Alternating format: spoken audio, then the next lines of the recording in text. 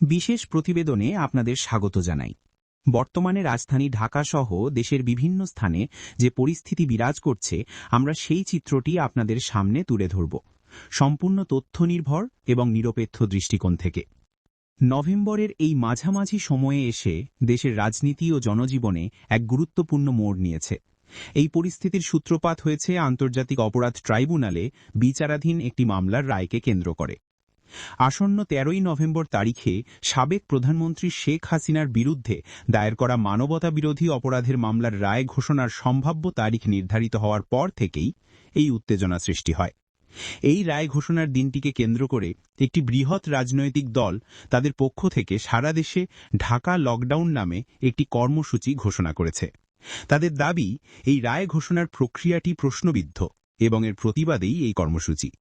অন্যদিকে দেশের প্রধান আইন শৃঙ্খলা রক্ষাকারী বাহিনী এবং সরকারের সংশ্লিষ্ট পক্ষ থেকে স্পষ্ট করে জানানো হয়েছে, জনজীবন স্বাভাবিক রাখা এবং যে কোনো ধরনের বিশৃঙ্খলা এড়াতে তারা বদ্ধপরিকর।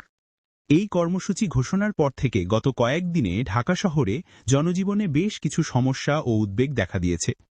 উদ্বেগের মূল কারণ হল গত কয়েকদিনে বিচ্ছিন্নভাবে ঘটে যাওয়া কিছু নাশকতামূলক কার্যকলাপ। এর মধ্যে রয়েছে ককটেল বিস্ফোরণ এবং যানবাহনে অগ্নিসংযোগের মতো ঘটনা। এই ঘটনাগুলো সাধারণ মানুষের মনে আতঙ্ক সৃষ্টি করেছে।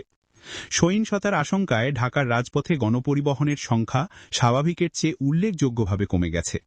এর ফলে জরুরি প্রয়োজনে বের হওয়া মানুষজনের চলাচলে ভোগান্তি বেড়েছে। শিক্ষা প্রতিষ্ঠানগামী শিক্ষার্থীরা এবং তাদের অভিভাবকরা সবচেয়ে বেশি চিন্তিত।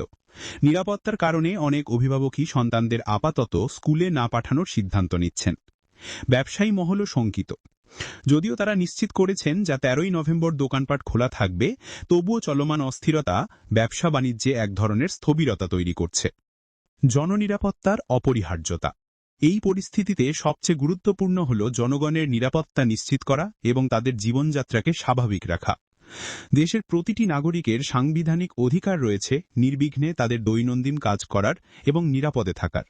যখন কোনো কর্মসূচি সহিংস হয়ে ওঠে, তখন সেটি মৌলিক মানবাধিকারের পরিপন্থী হয়।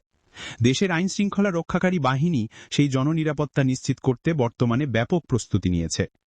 ঢাকা মহানগর পুলিশ কমিশনার এই পরিস্থিতি মোকাবিলায় কঠোর নিরাপত্তা ব্যবস্থা নেওয়ার ঘোষণা দিয়েছেন।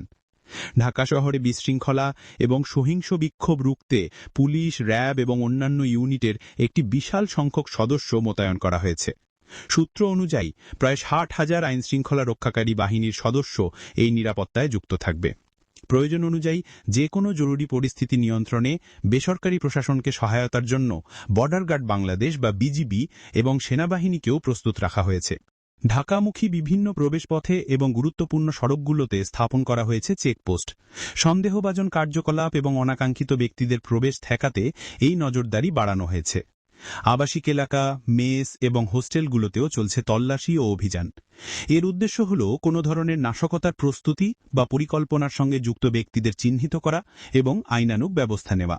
ডিএমপি কমিশনার স্পষ্ট বার্তা দিয়েছেন, সাধারণ মানুষের জীবনযাত্রায় কোনো ধরনের বাধা সৃষ্টি হতে দেওয়া হবে না এবং আইন ভঙ্গকারী যেই হোক না কেন তার বিরুদ্ধে কঠোর ব্যবস্থা নেওয়া হবে। বৃহত্তর অর্থনৈতিক ও সামাজিক স্থিতিশীলতা। এই ধরনের রাজনৈতিক অস্থিরতা কেবল জনজীবনকেই প্রভাবিত করে না, এটি দেশের বৃহত্তর অর্থনীতি এবং আন্তর্জাতিক ভাবমূর্তির ওপরও প্রভাব ফেলে। বাংলাদেশ যখন বৈশ্বিক অর্থনীতির সঙ্গে প্রতিযোগিতা করছে, তখন দেশের অভ্যন্তরে দীর্ঘমেয়াদী স্থবিরতা বিদেশি বিনিয়োগ এবং রপ্তানি বাণিজ্যকে ক্ষতিগ্রস্ত করতে পারে। স্থিতিশীলতা না থাকলে বিনিয়োগকারী এবং আন্তর্জাতিক ক্রেতাদের মধ্যে এক ধরনের সংশয় তৈরি হয়, যা দেশের দীর্ঘমেয়াদী অর্থনৈতিক বৃদ্ধির জন্য ক্ষতিকর। এই পরিস্থিতিতে সাধারণ জনগণ, সুশীল সমাজ এবং বিভিন্ন পেশাজীবী সংগঠন থেকে কেবল একটিই বার্তা আসছে, শান্তি এবং স্বাভাবিকতা।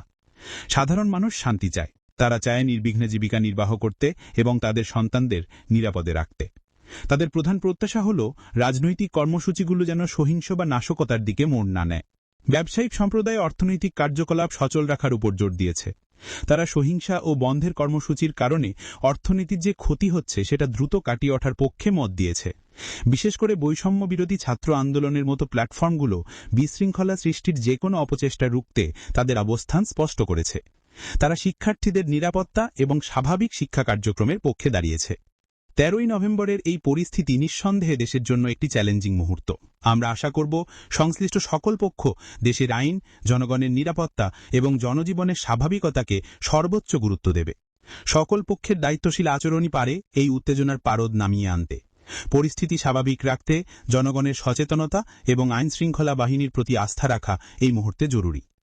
আজকের বিশেষ প্রতিবেদন এই পর্যন্তই। আমরা আগামীতেও আপনাদের সামনে সঠিক এবং নিরপেক্ষ তথ্য তুলে ধরব। ধন্যবাদ।